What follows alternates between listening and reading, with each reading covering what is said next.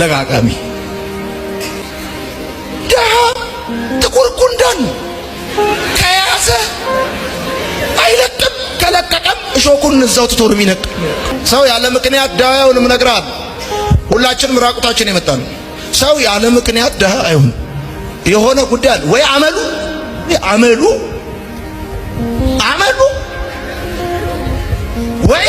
ነው ድሃ ያደረገው።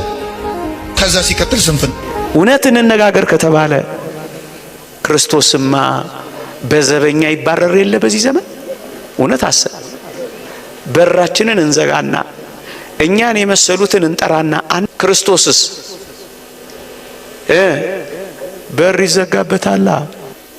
በልክና በመጠን ኑሩ፣ ወርቅና እንቁ በማድረግ ያጌጠ ልብስ በመጫማት በማድረግ በመልበስ ድሆችን አታስቀኑ፣ በልኩና በመጠኑ ኑሩ ነው እኮ የሚለው። እውነት እንነጋገር። ስለ ቃሌና ስለ ድፍረቴ ይቅርታ አድርጉልኝ።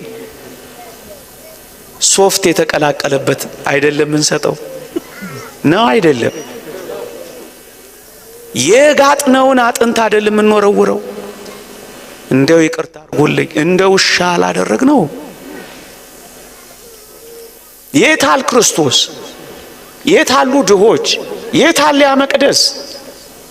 የታል ይሄ ህይወት? የታል ይሄ ክርስትና? እውነት ነው ውሸት ነው የምንኖረው? አልተረሳም፣ አልተተወም፣ አልተባረረም። እመኑኝ። ደግሞም ታውቃላችሁ በዚህ ዘመን ትልልቅ ሆቴሎች ትርፍራፊን እንኳን ለድሃ በገንዘብ መሸጥ ጀምረዋል። ለምን መሰላችሁ?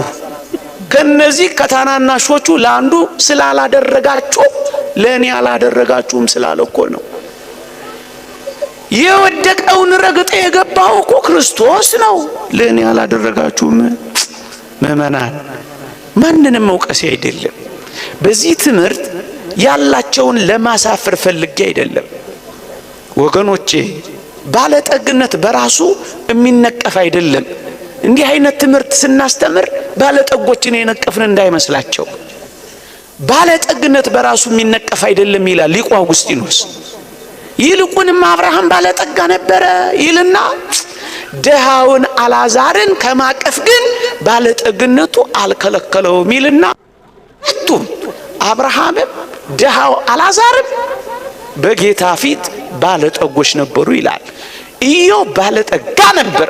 ባለጠግነት የሚነቀፍ አይደለም።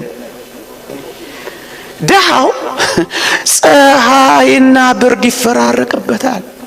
አንዳንዶቻችን ግን ሞዴል መኪናዎችና ሞዴል ልብሶች እያፈራረቅን ኖረናል። ታዲያ ክርስቶስ የታል? ድሆች እኮ በዚህ ዘመን የሚደርቡት ብርድ ልብስ አጥተዋል። እኛ በብራንድ ተጨናንቀናል። ድሃው ክርስቶስ ከዋናው ማዕድ ተገፍትሯል።